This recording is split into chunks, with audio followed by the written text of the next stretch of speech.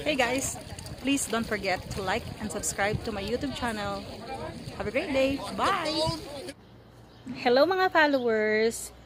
Now we're going to talk about the cost of living we are paying here in Saskatchewan. So someone requested sa aking Facebook page na i-share ko kung magkano yung aming binabayaran dito. So, living in Saskatchewan, before ay nakatira kami sa apartment. So, sa second floor kami. So, yung apartment na dititira namin ay meron siyang 6 na room, parang 6 palapag. So, doon kami sa second floor. So, ang renta namin doon is $800. So, if you are a family of 2, it's good for you na to find apartment that costs $800. So, dun sa apartment, free na yung heater, free na yung water. You just need to pay for the power, which is $80 to $90. So, apartment po ang pinag-uusapan natin. But if you are family of 3 to 4, you need to find a 2-bedroom apartment, which you will cost like $1,000. And then, siyempre, it depends how much you will, how much usage you are going to have for your power or electricity, I mean. So, the monthly living cost in Canada, when you are living in an apartment, is much cheaper than living in a residential. So, yun yung pag nag-mortgage ka na. Napakalaki ng comparison kasi ngayon we're living in a residential home, which is yon, nag-mortgage kami ng bahay. Compare talaga, napakalaki, masakit, medyo masakit sa bulsa. So let's go back to apartment. So when you are living in apartment, ang average renta talaga is $800 to $1,000. Kapag ka naman you are looking for bachelor studios, it's $850.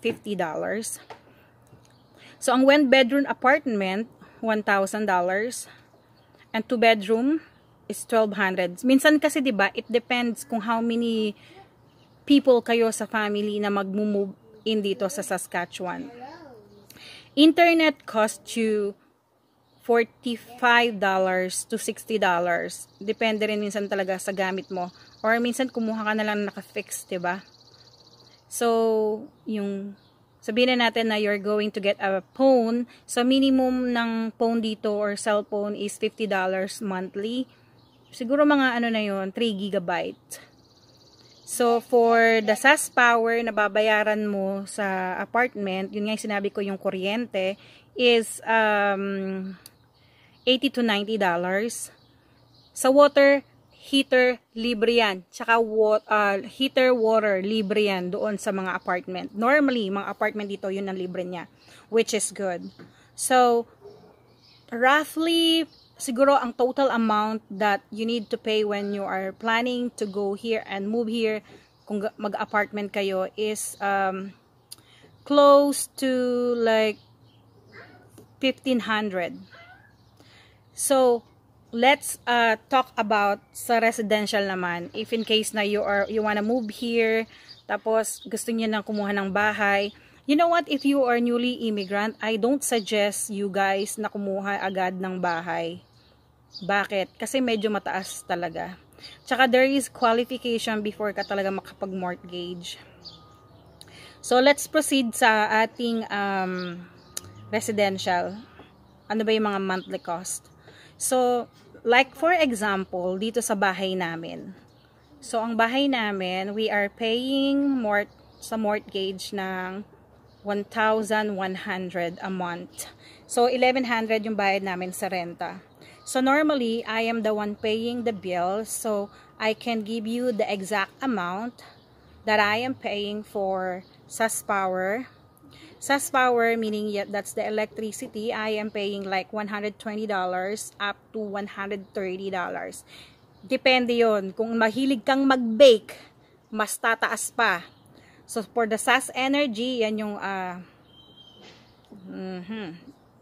yan yung heater. actually naka-fix kami. So I am paying monthly, winter, summer, fall, spring, magbabayad ako ng monthly $90. Pero kung prefer mo na magbayad talaga kung ano lang yung konsumo mo, it depends to you. But I will tell you, don't be surprised. Ang heater kapag winter, napakamahal. Pero kaya pina-average ko yung aming consumption. So I am paying $90 monthly, even if we're not using heater on summertime. So yun. So for the water normally I am paying $120 to $130. At kapag ang anak mo ay mahilig magbatab araw-araw ng buhay mo, ay sinasabi ko sa iyo, madadagdagan ang bill mo sa kuryente. At especially kung ang asawa mo nahulog, sorry po. Especially kung ang asawa mo mahilig magdadidilig ng mga grass, binubuhay ang mga patay na grass, ay yun lang, madadagdagan talaga yung bill mo sa kuryente, sa tubig. Malaki ang konsumo po ng tubig. Mahal po ang tubig dito.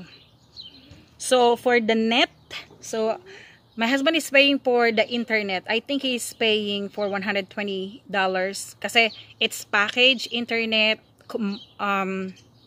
what you call it, we have cable, so he loves to watch movies. So yun, that's why he's the one paying it. So for the mobile, sabi ko nga sa inyo kanina, minimum of $50, but in my case I am paying $60 for my plan. There's a free phone and there is like 5 gigabyte free 5 gig na internet. So kung dalawa kayo, so 120 para sa inyong dalawa. Ay may tax pa yon. Minsan kapag sumobra ka sa gamit, aray ko po. So if you are not driving and you are just going to use bus every day, pag magbabas ka is $3.50. So ang kagandahan dito sa lugar namin sa Saskatchewan ay mayroong bus dito, back and forth. Kahit saan ka lumabas ng kanto dito, may bus. Yun nga lang, it depends to you kung gusto mo ng monthly charge or magde-daily pass ka. Daily pass, it's good like for 1.5 hour and you need to pay $3.50. So, yun. Ang grocery naman, it depends then kung how many person or people kayo sa family. If you are a family of 2 to 3, maybe it's close to $350 to $400 ang monthly grocery ninyo. Pero kung kayo ay medyo malaking pamilya, like family of 4 to 5 and 6, siguro it's close to $500 to $600 yung magiging grocery nyo monthly. It depends talaga sa inyo. So, yun yung mga ideas. So, kung talagang may pag-aari kayong bahay, so closely, talaga $2,000 yung babayaran ninyo monthly. So, yun yung living expenses namin, actual, dito sa Saskatchewan. So, para naman dun sa mga bagong immigrant, if I were you, you need to find a room for rent. There are lots of kababayan dito na nagpaparenta ng basement, nagpaparenta lang ng room. If I were you guys, you need to start on that. If you really wanna save money. Pero kasi minsan tayo mga Pilipino, pagdating natin dito no, hindi ko po nila lahat. Pero marami sa atin na gusto pagdating agad ng Canada, it's boom. Maganda yung bahay, magandang kotse, etc. etc. Ang ending po natin dito, pag ganyan po ang inisip ninyo, utang. So hanggat hindi pa mahaba ang kumot, mamaluktot muna. Pero kapag mahaba na ang kumot, pwede nang umunat-unat. Kaya I suggest sa inyong mga Pilipino na gustong mag-move dito sa Saskatchewan, I give you already the actual amount, how much you are going to pay, the cost of living here.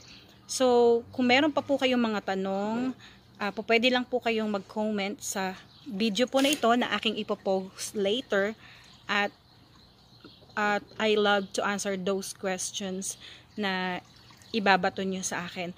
And also, kung gusto nyo po talaga na makatipid dito, tulad ng suggestion ko, kumuha muna kayo ng apartment, mag-room for rent.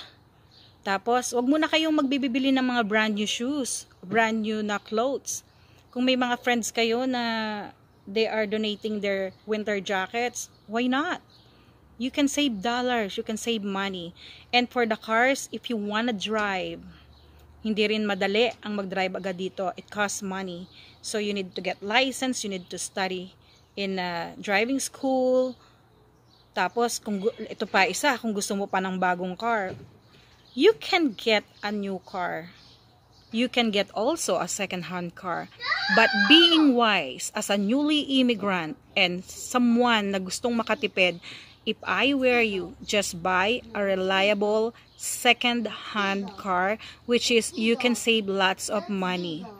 Kasi napakalaki ng difference niya. Kapag nag-brand new car ka agad at hindi mo siya mababayaran at binalik mo, ay nako, hahabulin ka lang ng utang. Kasi ang utang dito, pag hinabol ka, malaki ang panaganyan.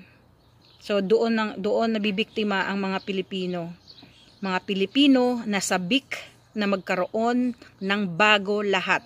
Yaan ang mga nabibiktima ng utang at nabibiktima ng nababaon sa utang.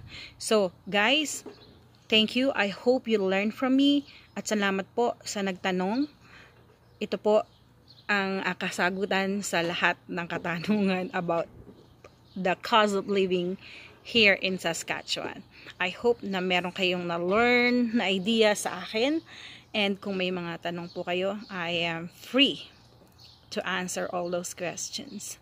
So guys, continuation lang ng cost of living sa Saskatchewan is actually, it really depends to you kung ano yung gusto mong buhay kapag nandito ka na sa Saskatchewan at kahit saan mang lupalop na lugar dito sa Canada. It depends to you kung paano mo isi-save yung pera mo, kung paano ka magiging wise sa lahat ng galaw mo at sa mga desisyon mo. Kung gusto mo po ng magandang bahay, depende po yun sa'yo. Kasi ang magandang bahay may magandang presyo. Magandang lugar may maganda rin pong presyo. Pero kung gusto mo talaga ng mga wise budget lang, ito pong sinishare ko ay average po ng cost of living dito sa Saskatchewan. Ibig pong sabihin ay yun na po yung pinakamura. Because being wise, yun po talaga yung aming goal is to save money, not spending more. Kasi ang buhay ay hindi lang parang live like this is your last chance to live. It's not like that. Ang sa amin po ay yung mabuhay ka ng balance lang. You pay your bills, you pay all your responsibility, you help your family back home, at the same time you are saving money. So iwasan po natin ang mabaon sa utang. Para maiwasan ang mabaon sa utang, maging wise po at huwag pong kaskas ng kaskas dahil maraming malalagas.